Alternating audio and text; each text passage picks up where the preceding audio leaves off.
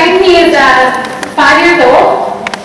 Fēng came to Oakland when he was 3. He was just back.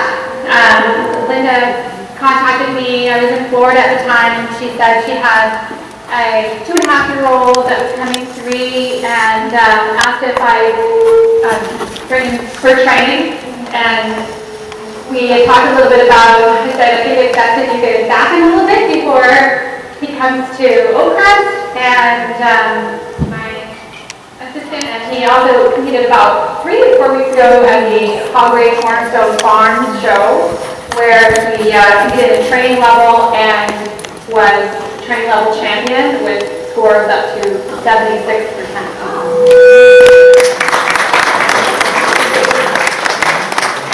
I'm really proud to present him. I think he's a wonderful horse. I can't believe he's handling this environment. He's so great. He wasn't always so great. Remember him as a 3-year-old. And I also want to talk about what I look for in a young horse and some concepts with Fēng. One thing I look for in a young horse is basically 3 things. I look for gaits. The horse has to have 3 very good gaits. That's 1. 2, conformation, that they have the structure to be able to sit and collect and be a dressage horse. And temperament.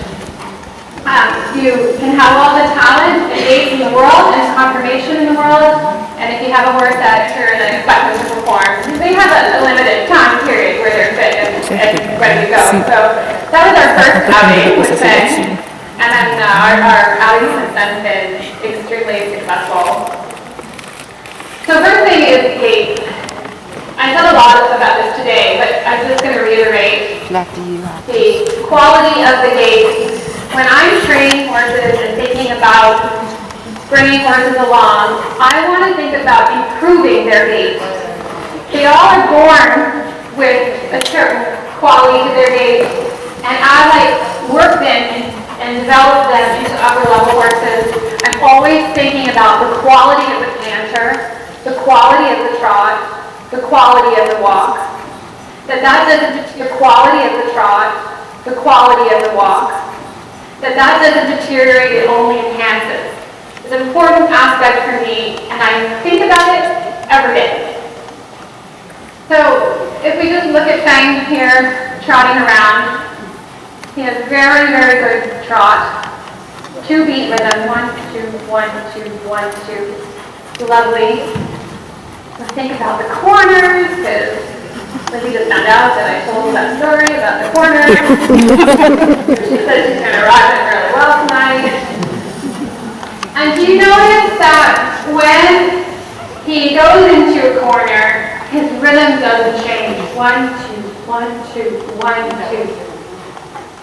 There's a little bobble there, but we have to think about 1, 2, 1, 2, 1, 2. Every time you're training and you're going and you bring them along the levels, keep that 1, 2, 1. Second part of the training scale is suppleness and relaxation. We talked about longitudinal suppleness. Longitudinal suppleness is from the ears to tail, longitudinally, and then lateral suppleness is the sideways from each side to side. In the training scale, there's six elements to the training scale, and the last element builds to collection. And people often ask, like, so how does it work? You have to do one, then the other, then the other, then the other. Well, yes, but I like to think of the training scale like a big stew, a big pot of stew. And you always need to go back and take part. If you don't spend your horses at Grand Prix, but you're not having a day where the canter is clear, that's number 1 on that training scale. You have to go back and think, okay, 3-beat rhythm, what's the quality of the canter? I've had lesson after lesson, particularly with Anton, where my coach would say, we have to work that canter, the quality of that canter to another level, to focus on those kinds of details. So your rhythm is number 1, and like I said, think of it to get 100% or even 75% in the ring, you need to train 150% at home.